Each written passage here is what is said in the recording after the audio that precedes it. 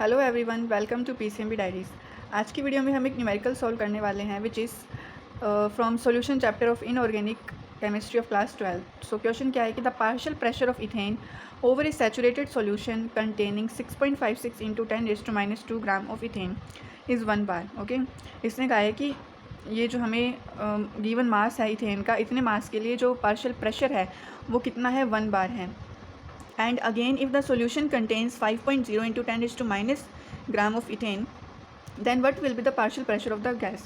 तो हमें एक बार तो मास दे के हमें पार्शियल प्रेशर दे दिया और सेकंड टाइम में कंडीशन लगा दी कि अगर इतना इसका मास होता है तो आप बताओ कि इसका पार्शियल प्रेशर क्या होगा। सो ये न्यूमेरिकल आपको मोस्टली हेनरी लॉ पढ़ने के बाद में बुक्स में मिलता है, ठीक है। बट इसमें हेनरी लॉ का कॉन्सेप्ट यूज़ तो होता है बट थोड़ा अलग वे में यूज़ होता है, ठीक है। तो सबसे पहले हम कॉन्सेप्ट देखते हैं। सो फॉर डब्ल्यू हम मान लेंगे कि जो ये फर्स्ट वाला जो हमें गिवन मास है वो हम W मानेंगे एंड ये जो सेकंड वाला है ये W डैश मानेंगे।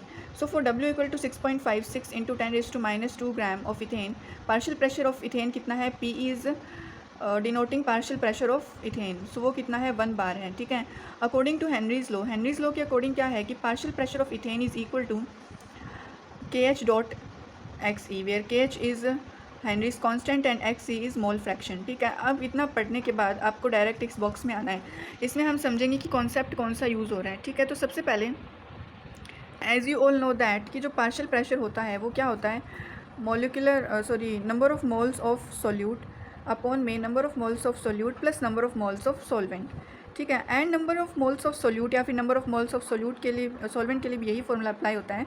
तो नंबर ऑफ मोल्स का क्या फॉर्मूला होता है, मेनली गिवन मास को मैंने W से डिनोट किया है अपॉन में मोलिकुलर मास को मैंने कैपिटल M से डिनोट किया है, ठीक है। तो इस चीज़ को हम यहाँ पे देखेंगे कि अब जब हमने नंबर ऑफ़ मोल्स का फॉर्मूला लिख लिया है तो हम ये वाला फॉर्मूला इस इक्वेशन में पुट कर देंगे, ठीक है।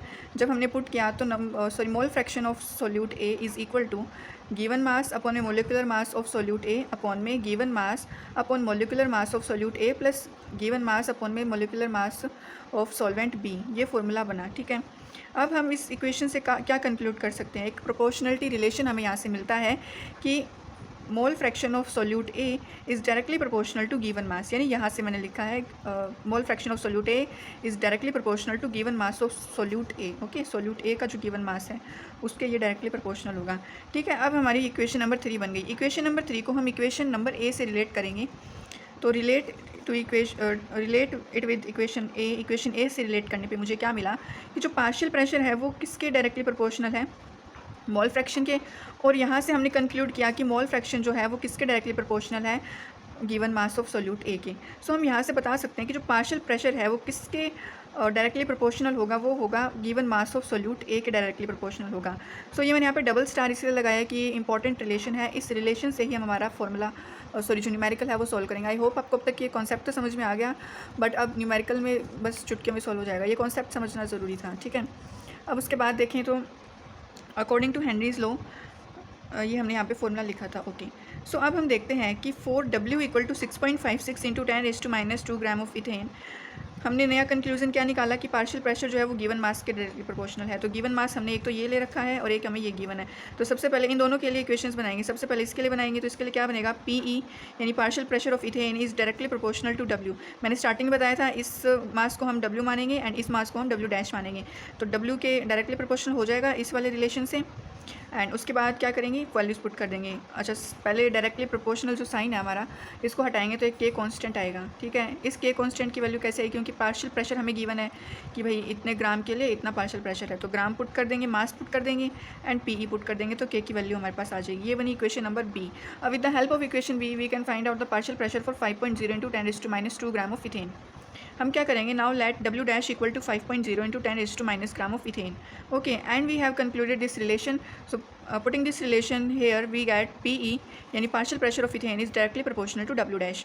Then Removing the proportionality constant, proportionality sign, we have P is equal to K into W dash. जो K होगा ना वो इथेन के लिए दोनों ही कंडीशन में सेम होगा, ठीक है। तो यहाँ पे हम K A या फिर K B समथिंग कुछ अलग कांस्टेंट नहीं लेंगे, K ही लेंगे।